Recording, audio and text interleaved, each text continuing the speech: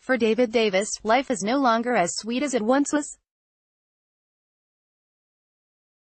The former Brexit Secretary, and erstwhile Tate, for his mission to deliver the leave vote of the 2016 referendum.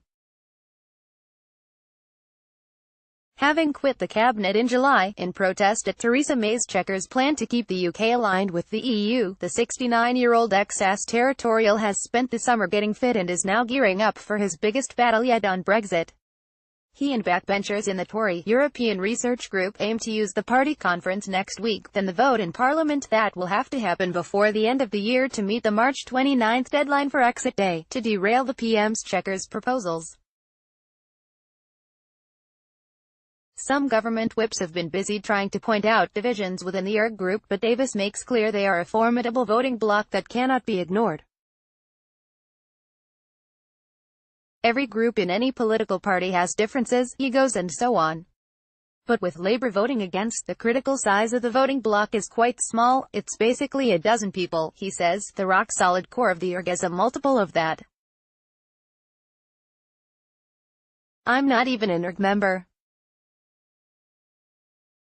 It's probably 30, 40, Facebook, Twitter, Instagram, podcast, Snapchat, Google, Pinterest. What is increasingly irritating Davis is May's insistence that the only options are her plan or a no-deal scenario. The argument that this is all that's on offer is just nonsense, Davis says. He thinks that the most obvious alternative is a free trade deal, building on similar agreements between the EU and Canada, South Korea and Switzerland. No one thinks about the dynamics of this. In November, when the alternatives are either no deal or WTO or free trade plus will look very attractive. The EU will have walked Chequers up a cul-de-sac because they will try and get more. Why is Davis so confident that his argument will win the day? The answer lies in the response from the public. He says he's had to his resignation. The day I resigned, I got on the train to go north from King's Cross, and as I got on the train, everybody on the train congratulated me. He reflects on the moment when he, Boris and others rebelled over May's proposed Chequers deal. It was quite interesting how quick the polls reacted. I suspect for quite a few it was, well, if Davis and Johnson and Baker don't believe in it, then there's something wrong with it. I suspect there's little more than that. The public flipped against Chequers without quite understanding what Chequers is. Most of the leavers still want to leave, and all you have to do is to go outside the M25 and talk to ordinary people, not journalists and professors of law. Why hasn't it happened yet? It is the view of most leavers, and of some significant numbers of Remainers too. Davis has studiously opposed any leadership challenge to May, but he has an ominous warning for number 10 over any attempt to turn the Chequers vote into a vote of confidence in the PM. It's very high risk. You have to bear in mind that these decisions are made in the context of the day and what's happened in the previous week and whether there have been other problems. What's the Prime Minister's standing at the point in time? Does he think some in the ERG would join Labour in voting no confidence in the PM? You'll have to ask them. You've got some people who have been fighting this battle for 35 years. At the end of the day, we are all tribal and people are reasonably terrified of a possible Corbyn victory. That's what they, number 10, are banking on. We'll see who blinks. Davis clearly believes he and his colleagues have that extra incentive to dig in, hold their nerve and fight for the Brexit they want. My taxi driver moment was with a load of builders.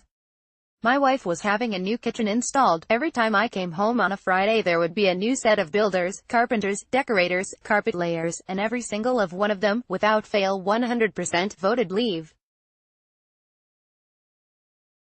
And as I turned up, every single one of them raised it in conversation with me. These are the skilled working classes. They run a business, they fill in VAT returns, which is more than most MPs can do. Even the ones about immigration, it wasn't, "We don't want all these foreigners here." It was, "I haven't had a pay increase for 10 years and it's because lots of people have come in to compete on jobs." A decorator said to me, "I don't blame them. If I was Polish I would come here too." I blame the politicians for allowing it to happen. What the elites don't understand is what in one context they would call crowdsourcing the wisdom of crowds in another context is populist democracy. They think it's the dumbness of crowds. Actually, it's everybody talking about their own circumstance, the thing they are all expert in. In full flow now, he goes on, there were 17.5 million experts who voted to leave. They weren't experts in economics, they didn't propose to be able to write 15-year economic forecasts that everybody thinks are bollocks. They know what exactly has happened to their job in the last 10 years and they've got a good idea what's going to happen. One of the huge problems of the Western elites is arrogance. The Queen famously asked at the 2008 crash, why did nobody see it coming? Why? Because we've got the dumbness of expertise. Very often we haven't got the humility we ought to have. It's this bigger picture that Davis says is what's really at stake in the kind of Brexit May tries to deliver. The stakes are confidence in society, confidence in the ruling elite, confidence in democracy are all in play, and if the PM gets it wrong and leave voters feel betrayed, who would benefit? Anybody who wants to play the populist card that the elites have let you down.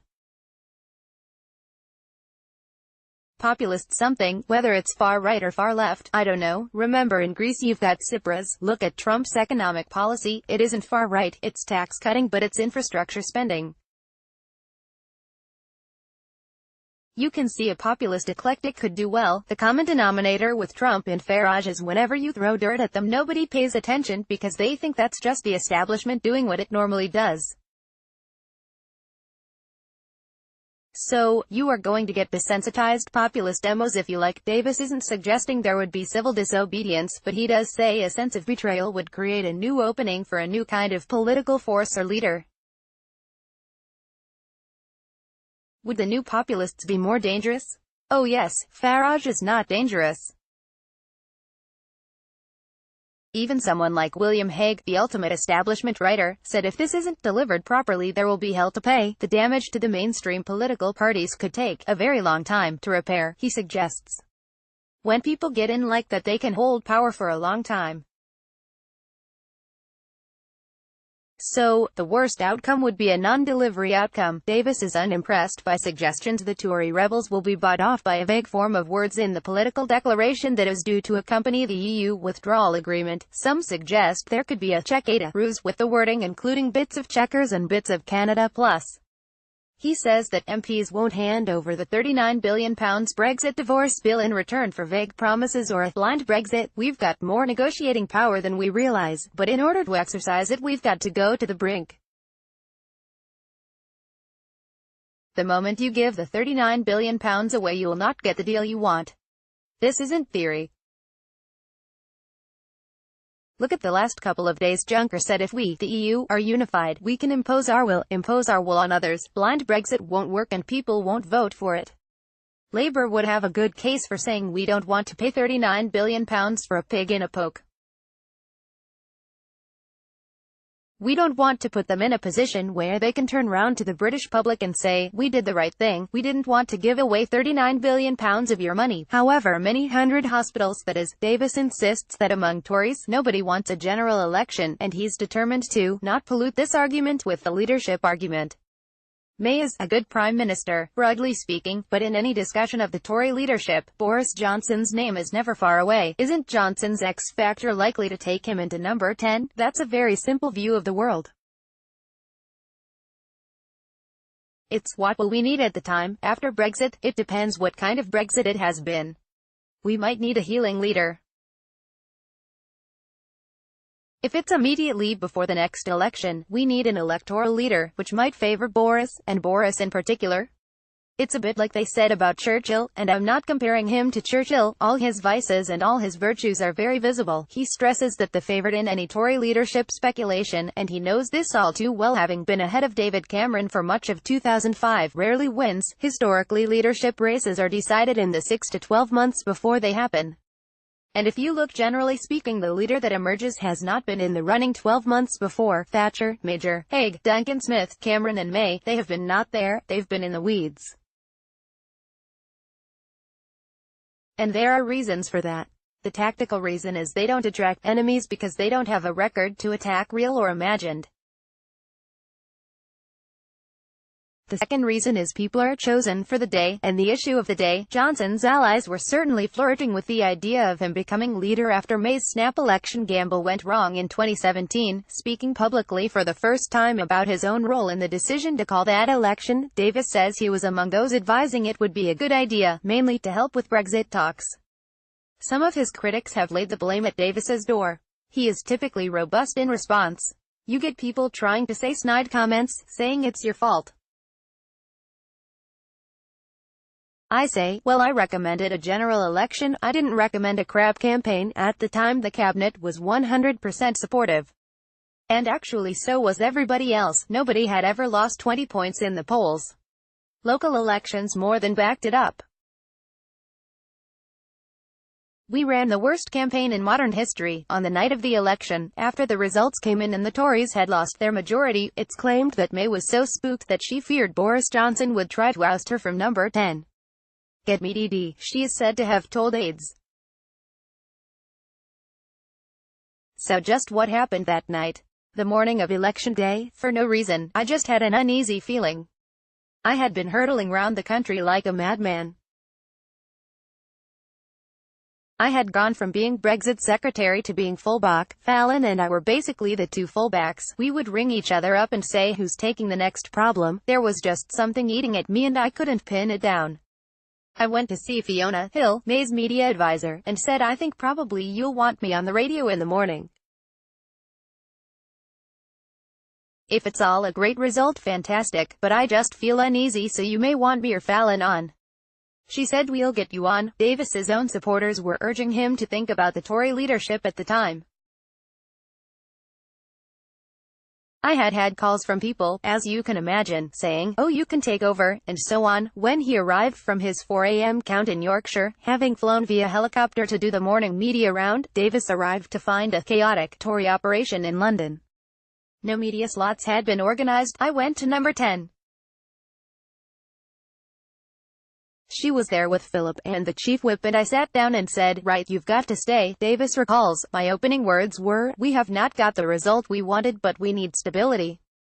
When she went out to make a call, I said to Philip, does she know how tough this will be? He said, yes. That was it. Every group in any political party has differences, egos and so on. But with Labour voting against, the critical size of the voting bloc is quite small. It's basically a dozen people. The rock-solid core of the ERG is a multiple of that. I'm not even an ERG member. It's probably 30, 40, on the strength of the Tory rebels. Now that he's out of office himself, Davis has plenty to keep him occupied. I'm equally at home on the backbenches as well as the front benches. Most people in cabinet are not natural backbenchers because they focused their life on being in cabinet. He has 2 books lined up, one on In or Out, another on the future of capitalism that he put on hold when he was appointed to cabinet. He wants to campaign on the growing global threat of antibiotic-resistant diseases. Another campaign will be for a judge-led inquiry, with immunity from prosecution for British spies involved, into the UK's role in rendition of terror suspects after 9/11. At some point in the future, he is even considering a book about his family history. Davis's father abandoned his mother while she was still pregnant, but he rarely talks about it. In his 20s he tracked the man down, discovering he was a senior civil servant from South Wales. I had a sort of ration on knowledge about my history. While my mother was alive, I didn't talk about being the son of a single mom. For her it was still a stigma, and I don't talk about my natural father very much in terms of sufficient detail for him to be identified because he had other children. You have always got to think about knock-on consequences of what you do. Is his natural father still alive? I don't actually know. It's what I would check before I went down that route. You forget sometimes you are the elephant in the room. When you are very well known, if you do anything it can have knock-on effects. The ripples don't stop. Davis certainly plans to stick around in Westminster for some time yet. His own political mortality doesn't seem a worry, but he's getting used to being described as a veteran. It makes you sanguine, he says. But there's one difference about older age, he says. The thing I notice is not loss of speed or energy, it's that you don't mend so quickly. If you break something it takes much longer, and if Theresa May can't placate Davis and his colleagues in coming months, it could be a long time before she can heal the Tory party's wounds over Brexit.